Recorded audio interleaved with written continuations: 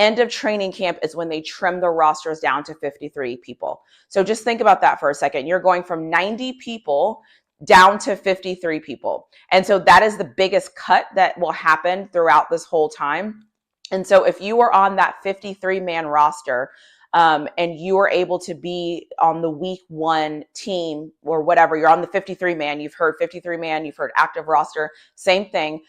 You're there. I will say this though, just because you're one of the 53 doesn't mean you're necessarily going to be one of the 46 that is active on game day. So my whole point in saying all of this is you start with this big pond of players. You start with a lot of different things, a lot of different moving parts.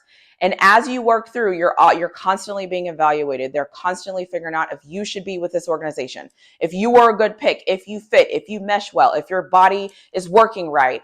You have to stay healthy. You have to do all those things, right? And you're often playing for a contract.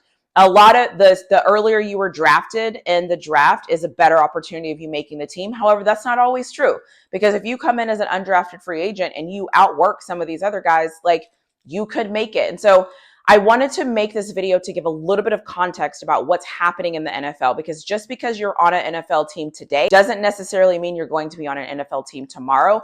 And it really doesn't mean that you're going to even be invited to training camp when it gets to 90 people that are available for training camp. And then if you make that 90 training camp roster, which is phenomenal, then it goes down to 53 people. And so everybody is battling for 53 roster spots, and every team breaks down roster spots differently.